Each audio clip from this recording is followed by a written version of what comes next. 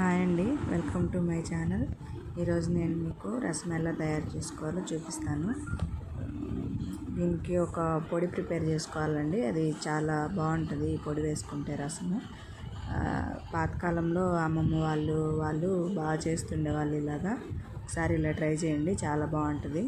దీనికోసం ముందుగా ఫస్ట్ ఒక కడాయి పెట్టుకొని దాంట్లో పోపు వేసుకోవాలి.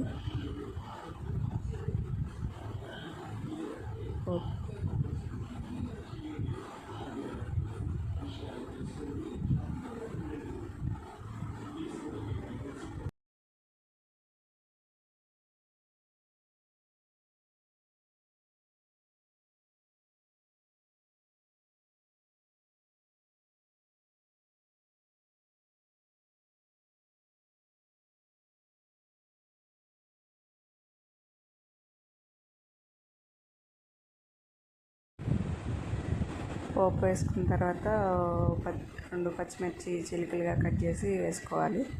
టమోటా నేను కొంచెం తక్కువ క్వాంటిటీలోనే చేస్తున్నాను, అందుకని ఒక టమోటానే వేసాను. మీకు ఎక్కువ క్వాంటిటీ కావాలంటే కొంచెం 2 టమాటాలు అలా వేసుకోండి. ఆ టమాటా కొంచెం ఫ్రై అవ్వాలి.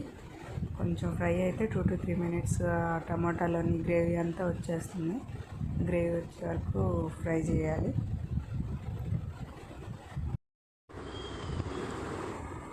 కొంచెం ఆ పల్పు అంతా వచ్చే వరకు ఫ్రై చేయండి, ఒక 2 to 3 minutes. ఈలోపు చింతపండు రసం తీసి పెట్టుకున్నాము. ముందుగానే చింతపండు కొంచెం తీసుకొని దాంట్లో వాటర్ పోసి పెట్టుకున్నాను. అవి నానిన తర్వాత దాన్ని స్మాష్ చేస్తే దాంట్లో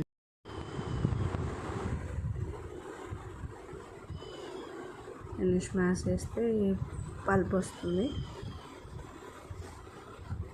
పల్ప్ ప్రిపేర్ చేసి పక్కన పెట్టుకోండి. ఇందులో టమాటాలు మగ్గినాయో లేదో ఒకసారి కలిపెట్టుకున్నాము.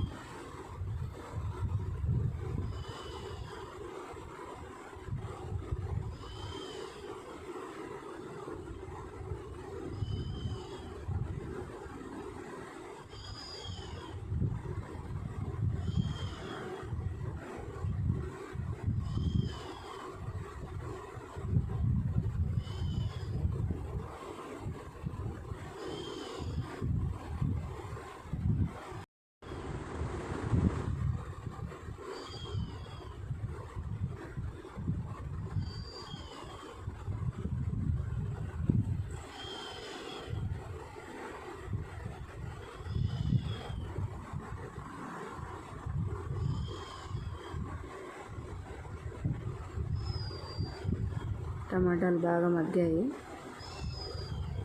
ఇప్పుడు చింతపండు పులుసు యాడ్ చేసుకున్నాము.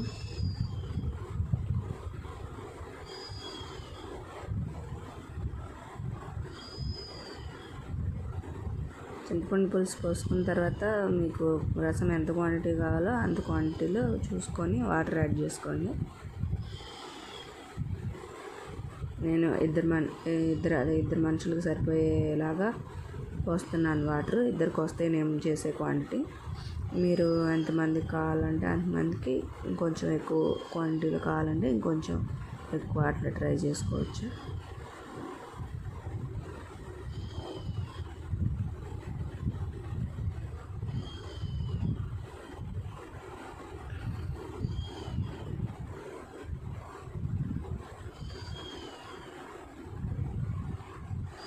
కొంచెం వాటర్ యాడ్ చేస్తున్నాను.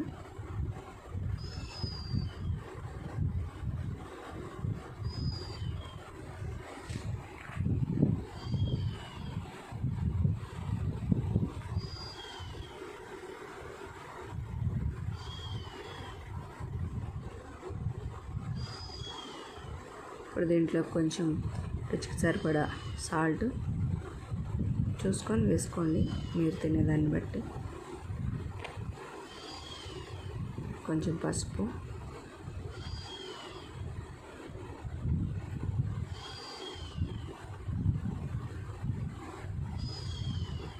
ఆల్రెడీ పచ్చిమిర్చి 2 వేసాను కాబట్టి కొంచెం కారం వేస్తున్నాను.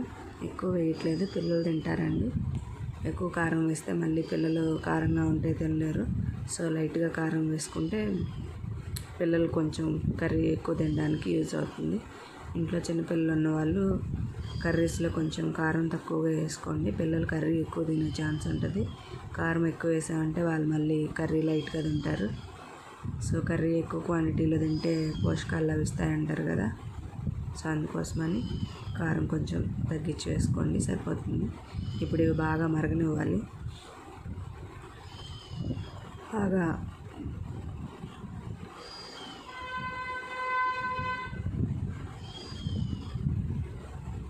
బాగా తెరులుతున్నాయి.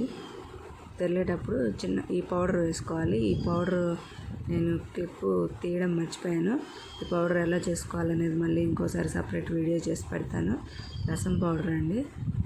కొంచెం కందిపప్పు, కొంచెం ధనియాలు, కొంచెం జీలకర్ర, కొన్ని మిరియాలు వేసి బాగా దంచుకున్న తర్వాత మెత్తగా పౌడర్ చేసుకున్న తర్వాత దాంట్లో 2 వెల్లుల్లిపాయ రెబ్బలు వేసి దంచుకోవాలి. ఇది రోట్లో దంచుకుంటేనే టేస్ట్ బాగుంటుందండి. మిక్సీలో వేసుకుంటే అంత టేస్ట్ రాదు. ఏదన్నా వెల్లుల్లిపాయ రెబ్బలు నల్ల కొట్టుకునే చిన్న రోలు ఉంటుంది కదా, అట్లాంటి రోలు ఉన్నా ట్రై చేయండి.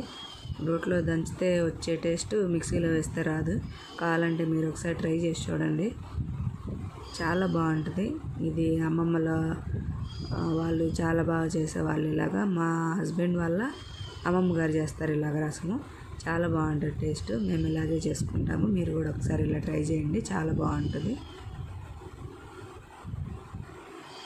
ఉప్పు కారం చూసుకొని దించేసుకోండి. ఇలా సర్వ్ చేయండి, పిల్లలకి చాలా ఇష్టంగా తింటారు.